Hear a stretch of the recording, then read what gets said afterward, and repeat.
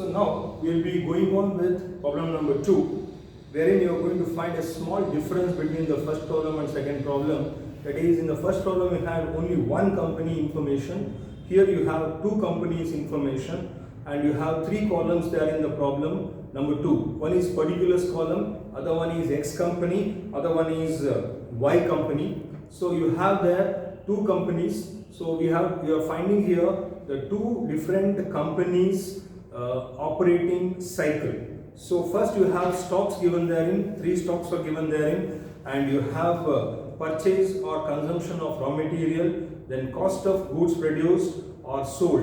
In this problem, cost of goods produced is also same, cost of goods sold is also same. Some other problem you may have a different one. Then all credit sales, and you have debtors and creditors. And at the end you have assumed 360 days per year for all computational purposes. So in the last problem you had it as 365 days, here you have it as 360 days. So let me go one by one again here. So first let me start with RMCP, raw material conversion period. So whatever the order they have given in the problem, don't worry about it. You go by the first formula, search for the information and substitute the values accordingly. So when I go for substitution here, I am going to find that the average stock of raw material in the stocks they have given in the beginning. For X company, it is 40,000. For Y company, 60,000.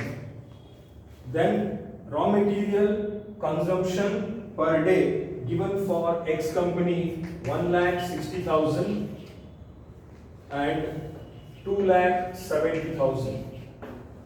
So it is in rupees, please understand, and it is when you get it as per day, we have to multiply that with 360 in this problem, because they have given not 365 but it is as 360. So when we do the division, we get 90 days, we get 80 days.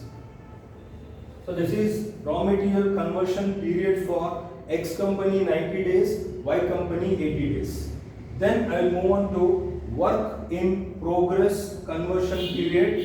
So again we have to search the information. So available there in the problem, 30,000 for X company and 43,000 for Y company. Then you are going to find the total cost of production as 3 lakhs for X company, 3,80,000 for Y company. Again, they're into 360 days in a year according to the problem given, 36 days and 43 days. So for X company you are getting work in progress as 36 days and 43 days. Let's move on further for finished goods conversion period. Again the information is available, we have to do the substitution. So therein you are going to find 25,000 as stock of finished goods, and for other company that is 38,000 as stock of finished goods. Then total cost of goods sold per day. Production is also same, the cost of goods sold is also same. So I will take the same 3 lakhs and 3,80,000 here for the calculation. So in this problem, production cost as well as the cost of goods sold as becomes same here. So it is 30 and 36 days. Next, the fourth formula, that is connected to receivable conversion period, that is regard the sales. So when you get into this, we need first the debtors value. It is called average debtors, but we have only one debtors. We will consider that itself as an average here. So 72,000 for X company, 1 lakh for Y company. Next, net credit sales per day. So net credit sales they have given as all sales or credit sales, that is 3,60,000 and 4,32,000. Again into 360, you are going to find, when you divide 72 days and 90 days.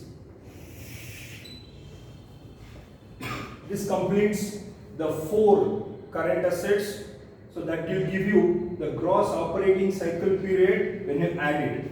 So here you are going to find 228 days and 249 days.